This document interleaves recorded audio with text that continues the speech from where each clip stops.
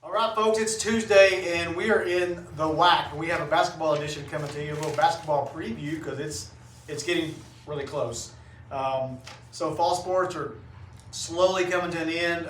We have hopefully a couple weeks left of football. Cross country's ending Thursday. We have volleyball's over. So we have basketball season, and basketball is a season of its own, which is kind of nice because there's a lot of focus put on that sport and that season and those kids. I'm assuming for you guys that this is your favorite time of the year? Absolutely. Okay.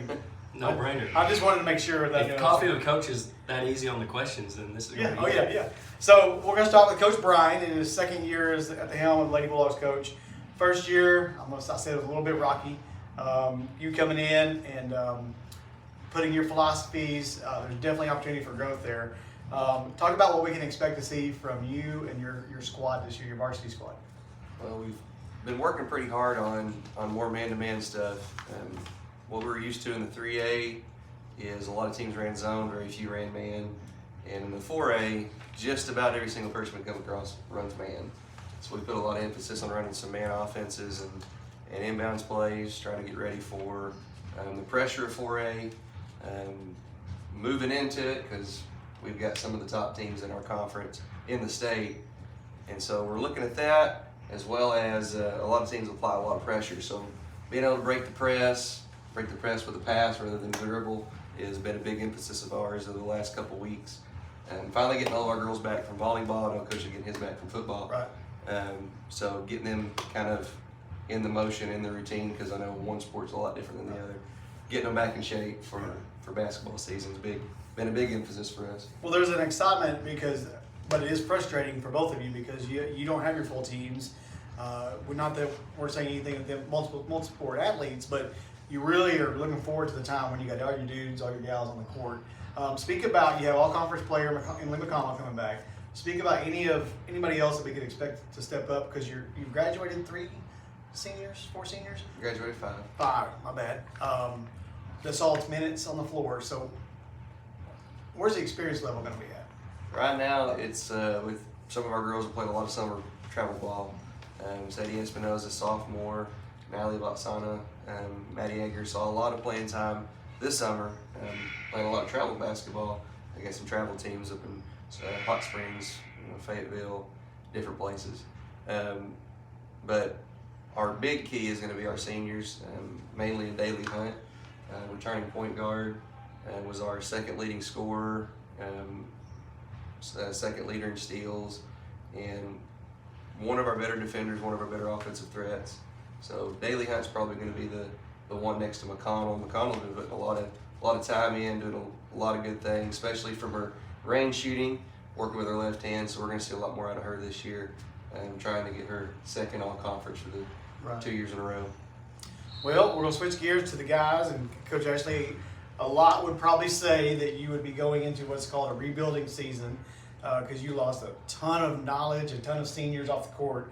But I put that I feel like you're developing a whole new identity. So speak on that and what it's going to look like.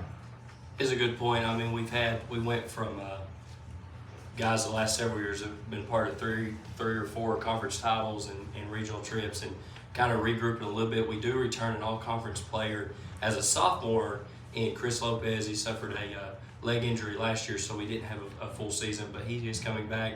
But to your point about philosophy, just as far as our identity offensively of what our strengths are, that's my job is to, we've been doing that this preseason and summer, to find what we're going to be great at because we do have a different looking team. We got a big squad, one of the bigger squads we'll probably ever have, and then we're still working on some guys to be able to put the ball in the hole from the outside. But it's been a fun challenge. I wouldn't call it a rebuilding year. I mean, we're locked and loaded, and we're ready to compete with everybody we roll out. So it's been a fun year. It's going to be different. It's going to be a little different identity as far as we attack each opponent and what we got to do defensively. So it'll be fun. Right, and you're constantly being fed by junior high squad that you're a very big part of. So there's always a piece of what you've got going on in senior high coming right to you because you're Coach Twiggs does a great job. Right. The current juniors, we're a conference title team in junior high. The seniors was that COVID year, that weird COVID year. I feel sorry for them, A, because of COVID year, but B, I coached them all through junior high and all through high school. So they've only got to have me, but got some guys come back. Scout Young wasn't a part of the program the last couple of years. He stepped up big way. We've got a move-in last year in Kai Johnson that's going to help us. We've got a whole bunch of juniors that's going to step up on the perimeter and on the inside. So it's been an interesting challenge. We got some good sophomores in preseason right now that's done a good job. Johnny Williams, Irvin Avila, Jonah Trulove on the inside. Landon Richmond's done a good job. So we've got lots of those sophomores that's come every day and work their tails off. And so we've got a good mix, and we're ready to rock and roll. We got 6 days, 5 days, something like that. We'll be playing basketball. That's right. The WAC will be rocking on Monday night. We're going to have us an orange and black scrimmage. I know they're working on getting the teams as even as they can, and going to highlight some stuff of what their players been working on. I mean, 'cause they start working. Well, your season ends in March, and then they start working in March. I mean, it's not like there's any time off. They're both in the gym working. So I was going to ask you to highlight some players, which you clearly did that. You said a big squad. Can you? How many players is a big squad? Well, big squad in terms of numbers, we traditionally dress 25 guys. That's how many jerseys we got. But I'm talking about big squad in terms of actual height. Gotcha. Speaking of that, we had a box. I'm not going to stand on it. Oh. I'm not gonna stand on it. But we got some height. We got some couple 6'5", 6'4", somewhere in there on a good day in the mornings, I guess. But we're still working on some talent with some of those guys. But we do have some height, and so it'll be an interesting matchup, which we needed. Coach Brian alluded to our 4A conference and the rigor of that. And it's a physical league. It's a big league. There's 9 teams in it. You got to beat 5 teams just to get a chance to go to the regional tournament. So it's really daunting task to compete, as you mentioned, for 4 months, 3 months of a season. We had a good year last year. We set the school record for wins to start a season.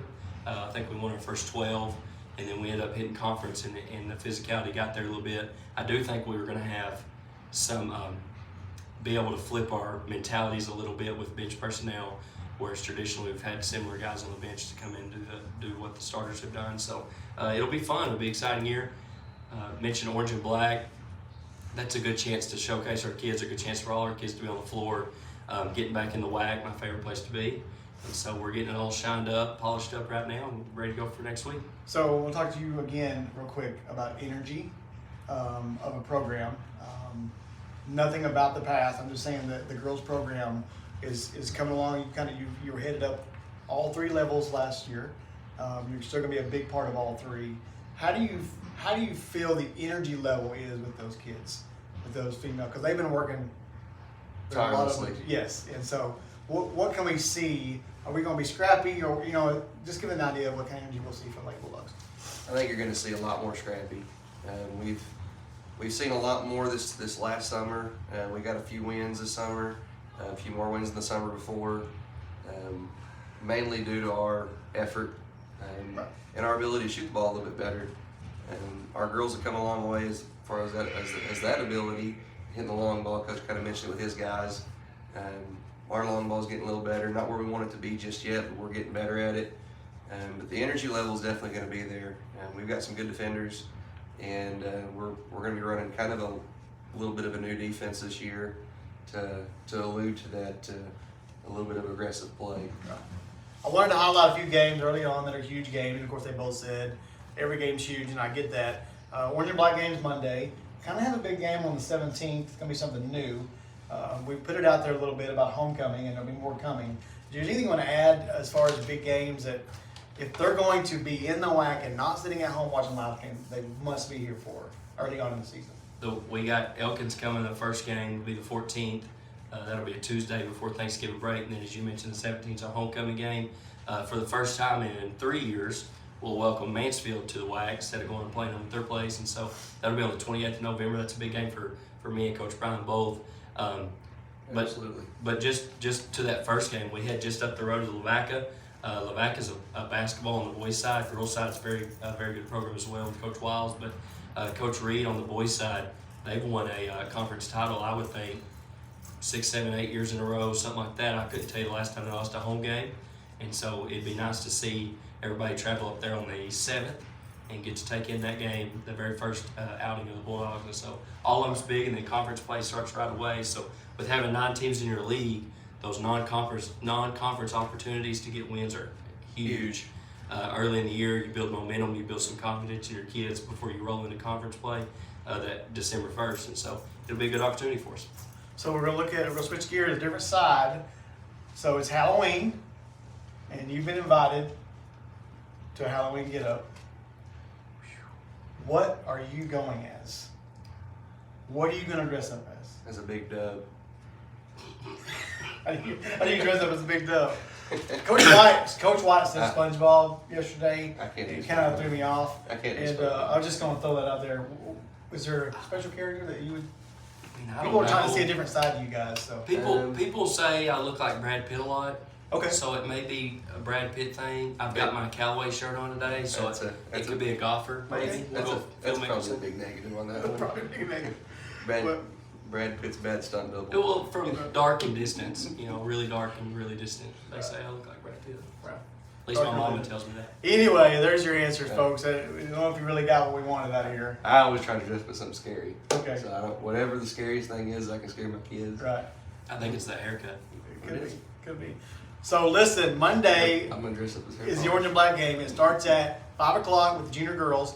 At 3:30, they're going to have a little cookout for the players. If you have any interest at all in donating towards that, get with me or throughout the season, because obviously we feed the kids. We want to do a little bit different this year, help feed them on the road when they're on their way home, in between games, rather than before. But anyways, reach out, and that's it. Basketball preview. We'll be coming back to you next week. Orange and Black's a fundraiser for us, so come. That's right.